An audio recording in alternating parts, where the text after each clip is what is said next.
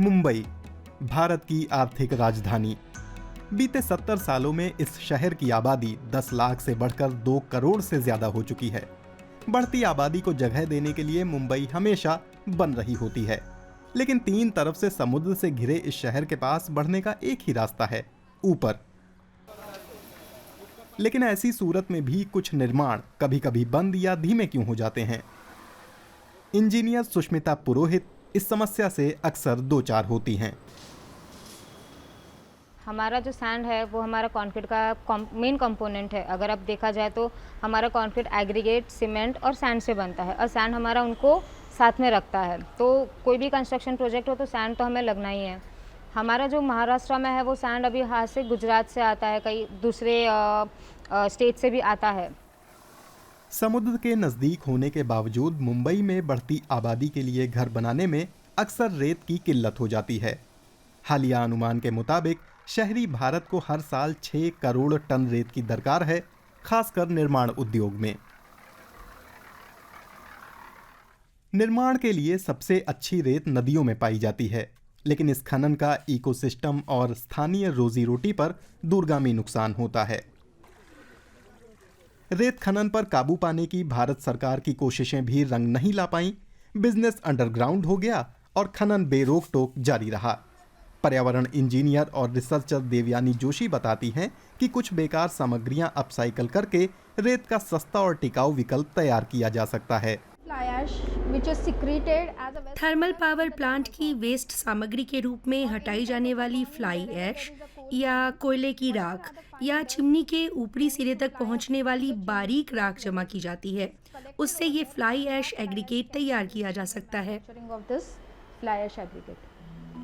ये अपसाइकल की हुई फ्लाई ऐश एक साथ 2 समस्याएं हल करती है। मुंबई में लाखों टन फ्लाई ऐश पैदा होती है। थर्मल पावर प्लांटों से मुंबई की 90% से ज्यादा ऊर्जा जरूरतें पूरी होती हैं। इलाके के कई उद्योग बतौर ईंधन कोयला इस्तेमाल करते हैं। सरकारी निर्देशों के मुताबिक निर्माण में बाइंडर के तौर पर फ्लाई ऐश का ज्यादा इस्तेमाल होना चाहिए। ये तरीका दुनिया भर में अपनाया जाता है, लेकिन हम पाते हैं कि प्राकृतिक रेत के प्रति शहरों की भूख पर इस बात का कोई खास असर नहीं पड़ा है। जिन निर्माण प्रोजेक्टों में मजबूती प्रमुख चिंता है, वहां फ्लाई ऐश से तैयार माल का व्यापक इस्तेमाल कम ही देखा जा रहा है। जो बोलते हैं नेचुरल सैंड है, वो जो नेचुरलिटी जो उनमें रहेगा वो किसी और सैंड में नहीं होगा, बिकॉज वो हैंडमेड रहेगा, लाइक मैन मेड प्रोड्यूस है। तो कहीं ना कहीं कुछ ना कुछ एरर होना ही है उसमें। तो ऑब्वियसली जो हमको ये नेचुरल सैंड जो हमको स्ट्रेंथ देगा या क्वालिटी देगा वो हमें हैंडमेड नहीं देगा। लेकिन मुंबई में रेत और फ्लाई ऐश से जुड़ी जो दिक्कतें हैं, उनका जवाब 7 समंदर पार जर्मनी की राजधानी बर्लिन के पास मिल सकता है। यहां हैं डॉक्टर अब्बास खान, जो निर्माण उद्योग की कड़ी चुनौतियों का जवाब ढूंढने में जुटे हैं। जब मैं भारत में था तो मुझे पता चला कि मुंबई में निर्माण रोका गया है। मैंने पता लगाया तो समझ आया कि समस्या रेत से जुड़ी है। उस वक्त मेरे पास फ्लाई ऐश का अनुभव था। मुझे ख्याल आया कि हमारे पास फ्लाई ऐश तो बहुत सारी है, लेकिन रेत की कमी है। तभी फ्लाई ऐश से रेत का विचार सूझा। डॉक्टर अब्बास ग्रीन टेक्नोलॉजीज में आला दर्जे की रिसर्च करने जर्मनी गए थे। उन्होंने यूरोपियन यूनियन इनोवेशन प्रोग्राम की मदद से एक स्टार्टअप शुरू किया। वर्षों के शोध के बाद उनकी टीम को सफलता मिली और उन्होंने लाइपोर्स नाम का एक पदार्थ तैयार किया। यह कंक्रीट को नदी की रेत जितनी ताकत देता है, लेकिन बनता कमोबेश पूरा का पूरा फ्लाई ऐश से है। लाइपोर्स के मुख्य भौतिक गुणों, रासायनिक गुणों और सबसे अहम उनकी पर्यावरणीय अनुकूलता की जांच कर सकते हैं।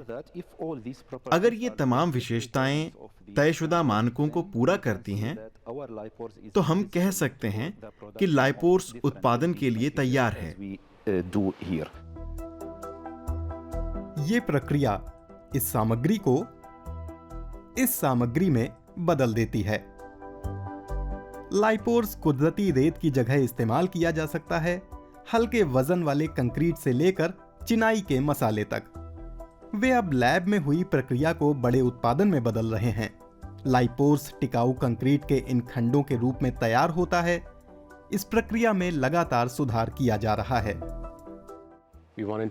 हम लोग कम से कम केमिकल एडिटिव्स इस्तेमाल करना चाहते थे, तो आज हम उस स्थिति में आ गए हैं जहां हम कचरे से 95 से 97% लाइपोर्स बना सकते हैं। इसका मतलब है कि हमने कुदरती संसाधनों का इस्तेमाल ना के बराबर किया है। भारत में कोयले का इस्तेमाल आने वाले दशकों में भी जारी रहेगा। फैलते शहरों में ज्यादा बड़े और बेहतर रिहाइश की मांग भी बनी रहेगी।